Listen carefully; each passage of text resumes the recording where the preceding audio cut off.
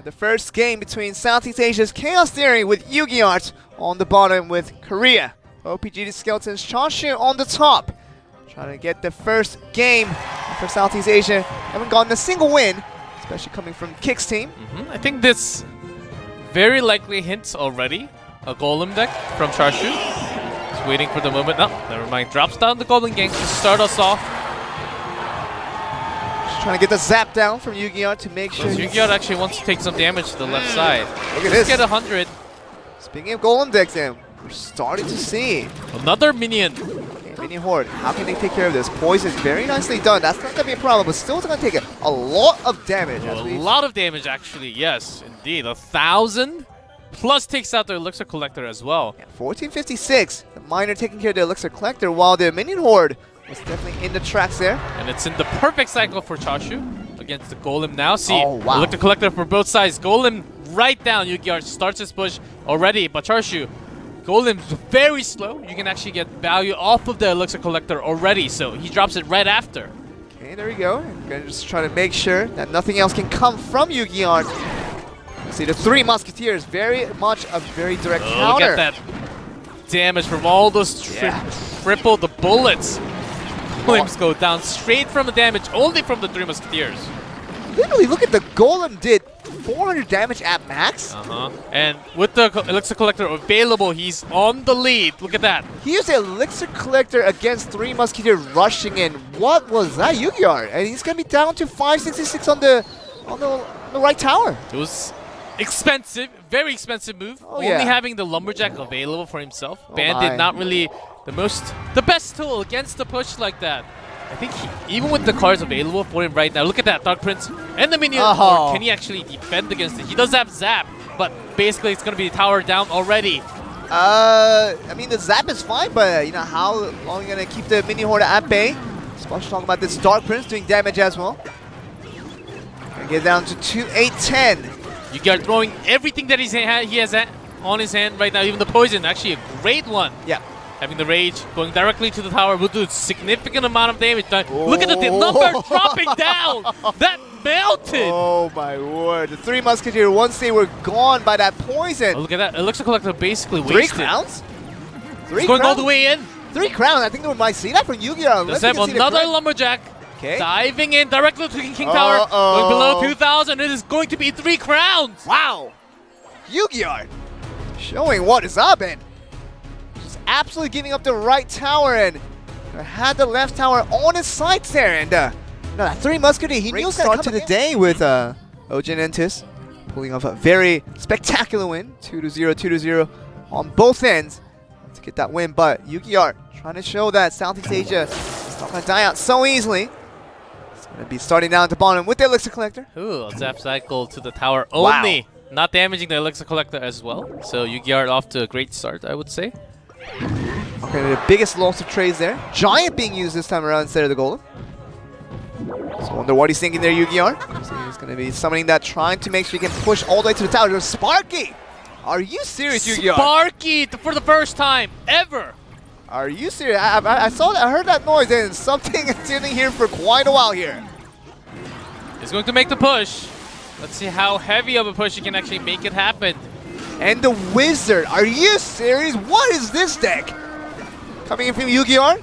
Very, very interesting here. Very creative one. Zap is available for Chasyu again. Once again, I believe he does have the cycle. Okay, one more. Ooh, that was very, very close. One Sparky explosion could have been lethal against Chasyu, but he does stop it. It'll just allow the Wizard. Even the Wizard does so much damage. 2 hits? It really was 2 hits all that took. Getting down to 2.0k flat. I think the Wizard came along because of the minion horde we saw in game 1. Great counter against all the air one, especially with the air units. Wizard will just take everything out in a few hits. I think that's the idea we have behind a Sparky. Oh my goodness! Last thing I expected. Obviously the Wizard. Minions just absolutely melted with the fireball from the Wizard. The Wizard wants to survive for a long time, but having a hard time with these Golem explosions coming through. Poison helping out as well. See the Elixir Collectors being planted on both sides here. Look at that, we have so many structures. Towers and the 4 Elixir Collector. Again, a push. A similar start for both of them. Actually, Chasyu got the late end of it. By starting a little bit late, he may be off to a better start in terms of trading Elixir. See the push coming in from Yugi. Very much a Sparky Wizard combo. Rage dropped on top of the so much damage. Sparky doing so much more, even with the Wizard. Gets taken out with the Zap. Oh, second Sparky just for good measure. And let's see this being stopped here. This is really important though. Does get all the ground units, but against the air units does nothing, basically. The 2 Mega Minions not being able to stop right there. He has to be careful. He just takes minimal damage. Gonna get down to 19-12. That last hit doesn't come through. So far, he's ahead. Yugi ahead of his opponent, Chasyu. 19-12 to 14-45. Yugi choosing onto the left lane this time. Uh-oh, this is can be a... He wants to make his own push. Very strong right now. Without the golem, this is actually possible with the Knight.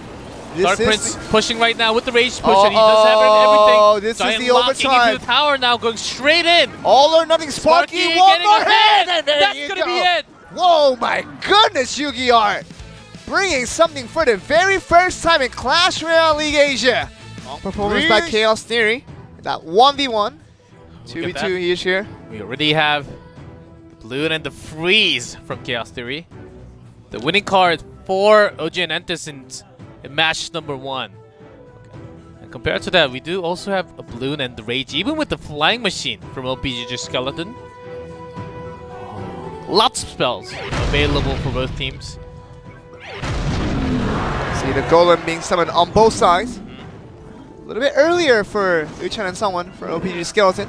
Gonna have that Infernal Dragon on both sides as well, so really equal beginnings here. That's what the kind of expected to be common summons. All these cards here. See the Balloon here with the Rage. Already, but counter with the Freeze. Being torn apart with the Infernal Dragon. No Zap to actually stop that damage. Golem does get apart already. Here comes a Miner who should be doing the most damage to the tower. See the Balloon on the right side though for JayTV and Trainer Dexterz. Does have the Infernal Dragon ready to melt it down, but we're gonna see one drop. We do get one drop on the side of Chaos Theory. It's a good start there. Charge in. Does about the same damage, a little bit more with the explosion, but the Infernal Dragon is locked into the tower and not being dealt with. Oh no! What in the world? Down to 164. He summoned the Prince, he summoned the guards, anything that was, but time was a little bit off for Chaos Theory. Did not get the aggro there, and we're gonna see this go down, most likely with this Flying Machine. I believe they had the Mega Minion at that moment, so.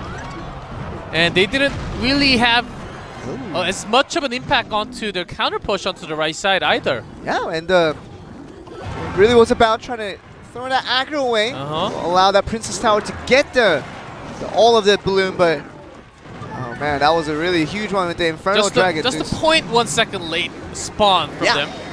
It was very risky, but the Balloon again coming in, but this time we'll get damage from the Mega Minion. Will actually does not get a hit, but gets explosion damage. See, one more drop coming in from that Balloon. It's gonna be able to destroy that. No problem there. It's about Chaos Theory now pulling it back to even. See the left tower for both teams being the priority now. The Golem and the close-up Golem, along with the Balloon right off with the Flying Machine Rage, going directly in. The Rage with the Balloon, they just have to prevent him from getting that Zap one is there, drop. But one drop, that will just be able to explosion damage, and op.ggskeleton overtime. They do have 5 seconds to defend. 1563 though, I don't think they're gonna get a G-Clip because we're about to see the win coming from op.ggskeleton. That huge mistake coming from Chaos Theory was the difference maker, and see right there, EuiChan and someone very happy about their result. Gets that first. Looking at that first game with JayTV and Trainer Dexterz. Chaos Theory wants to make sure they avoid making that same mistake again. Certainly a different one with a rocket this time. Still a Golem-based deck though. Definitely see that, but see a defense starting off for op.ggskeleton. They're not gonna have their own Golem to start us off. Okay, so we see the indication on the icon is going to be a Lava Hound based deck.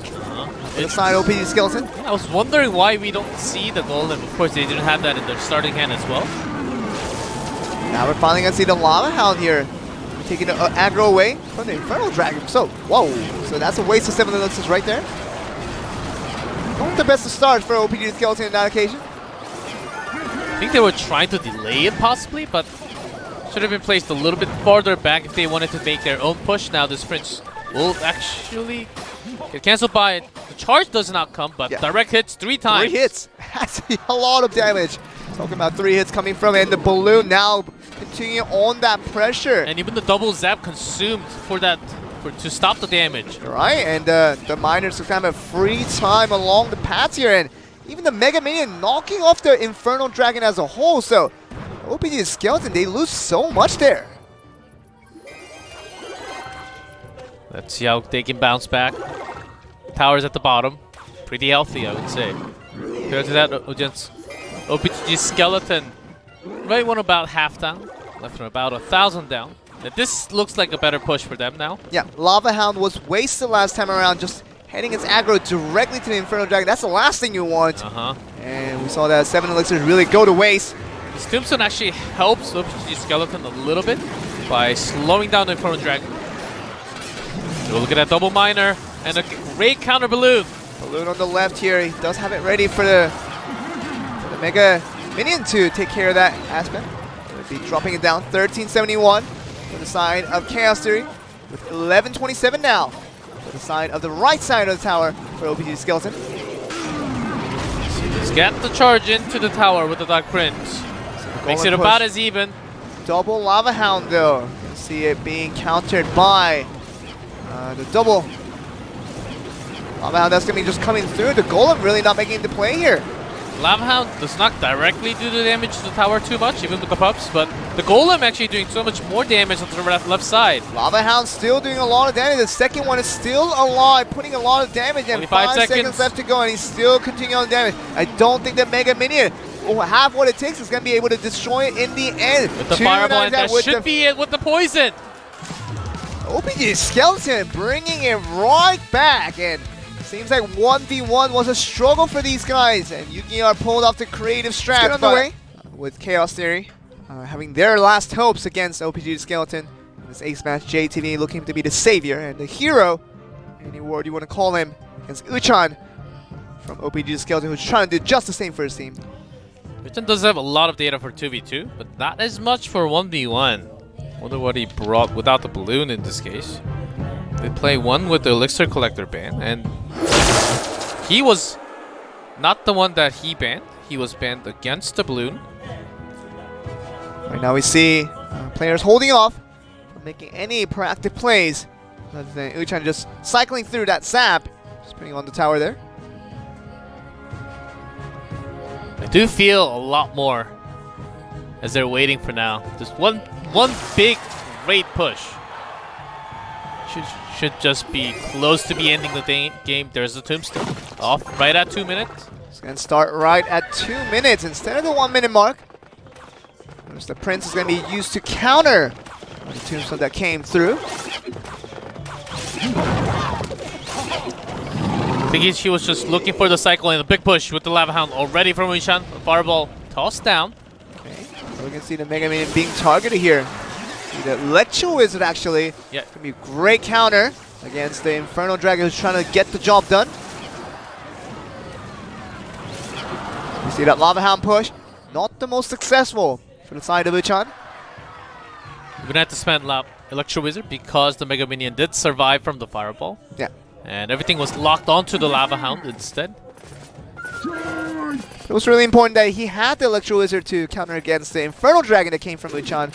JayTV getting the maximum value out of that one. Let's see how he wants to use his own push though. He does have Electro Wizard, which is very, very good of delaying all the air units EuiChan has.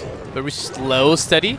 Infernal Dragon, of course, totally countered from the Electro Wizard. See a Giant and a double Prince combo.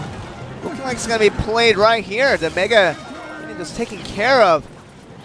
Lava Hound coming in, but the tower going right away. Hits from the double Princes. They're going all the way into the three crowns. The reason why you actually go with the Prince and hold on to that comment, as we do have a big push and counter push at the bottom as well. I see the Mega Minion. They're just cleaning up the work here. The 3 crowns did not immediately come through, but trying to waste time here. JayTV. That Prince was basically wasted, but if you can only buy 6 more seconds with the fireball, the counter fireball does come directly to the tower. 2 seconds. Oh, on 1 the second. Oh! Just finished on time. So we are going to overtime. But look at that HP onto the King Tower. Only 1646. We saw the double Prince doing the work to get that done. Going directly in once again. So going to be targeting down the Tombstone to get rid of that before the Giant can just push in. Along with the Dark Prince, who's trying to do exactly the same here. They had to spend the Miner to defend against the King Tower pretty low, so you have to do. But for the second tower, the left tower here trying to be the target here. The side of JayTV. Change up here a little bit, and we'll get some hits counter-wise for EuiChan. JayTV taking hits with the Crown Tower as well. Oh, but look at that heavy push now onto the King's Crown and trying to do it all here. We'll see the Infernal Dragon just lock into the left bottom tower. The zap coming through. Will that be enough? I think so. Locks in once again though. Uh-oh, and that will be EuiChan. Using the Infernal Dragon once again. We've seen this before from somewhere. And we're gonna see this EuiChan get lucky with the Infernal Dragon once again. Yes. As you know, obviously. Let's see if JayTV can do it. If he can just defend out, win this one, get it onto the very final game of the series here. Do you think it's very, very, very interesting and really, really interesting? Not just because it's, not just I'm saying this because just to buy time, but Korean teams don't really use Golem decks, but against the Southeast Asia, maybe they think they can actually pull the same thing and do it better. Usually not the ones, and never the team. There was never a team other than Chasyu that actually uses Golem for 1v1, but today they're actually using a lot to counter exactly how it's done. Playing fire with fire is that line of thinking. JayTV placing the Giant right again with the Minion Horde. Horde's gonna be just does he have the Miner as well? He's not in this cycle yet. Let's even see the battle ram here. Onto the left side. Okay, the right side though. Still doing a lot of damage with the Giant. Getting it down to 514 here. Lavahan very slow, and without the pops will actually does some damage, but takes a long time. Making sure JayTV, he's getting that time. Do his own damage. Zap does not take the pubs. The Princess Tower is look at the damage, it's going down so low to the... That's going to be tower down for JayTV. Yeah, Princess Tower was focused so much on the Miner there, and even the Zap bringing it down to a one-hit molecule for those Lava Pups. Didn't matter because they were putting in full damage while the Miner was doing all of the tanking for his Miner Pups to do all damage. Bats could have been a good choice for the defense, but he already used it right before. Yeah. Elixir Collector now being used by JayTV to summon his 3 Musketeers. Load their bullets in. Say fire into all those air units for now. Minion Horde. There's the bat on here, but still they didn't finish. I'm talking about the Infernal Dragon doing so much work, and Lava Pups gonna do their own part as well. So getting down to 1609 for now. A better push this time with the Giant, and tower is actually super low. Will very likely go down with the push. Let's see how much Infernal Dragon can actually do the work. There's a zap to reset. One more punch should do it. Bring it back to 1-1. See the Mini Horde still rushing at it though. So Battleram going straight, so he has to use a fireball. Big elixir spent there. But look at the 3 crowns. This just might go down, and the 1 Musketeer still doing damage from the back end. JayTV.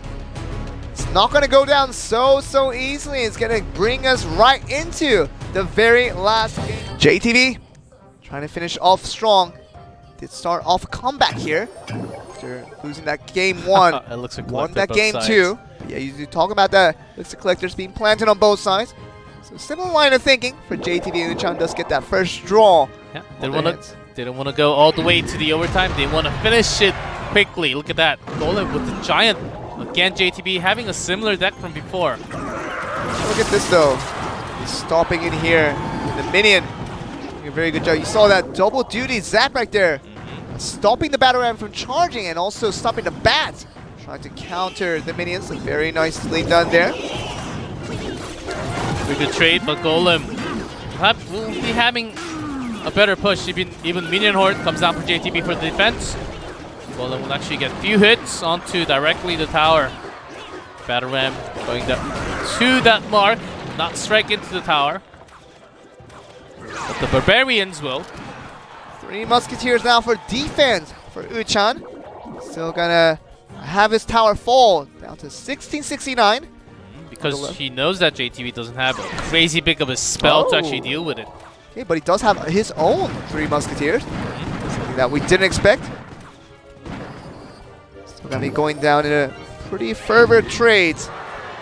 JayTV wants to pressure into this one. He doesn't want to wait too long. 1 Musketeer still trying to do as much damage as it can. See the push coming in. 276 and one more punch. Yeah, 1 more punch from the Giant. That will mean the end for that left tower for EuiChan. EuiChan, in the counter, he has been spending that elixir for the elixir collector, and he wants to make his own push in this case, so he wants to trade this one out and make sure he gets all the way down to the right bottom side and then go for the low HP one left side right after. JayTV sees that Golem being summoned. Gonna plant down another elixir collector. I think he wants to go in for all here, but 3 Musketeers now for full support. So look at the JayTV going for the he's gonna go for the 3 crowns directly. And he can get it very, very quickly here if done correctly. He does have the time. Let's see which race actually wins the race here. The Minion Hornet and even the charge. Look at the damage onto the King Tower. That will actually be a win for JayTV. EuiChan could not defend against that, and JayTV sees the 3 Musketeers summon all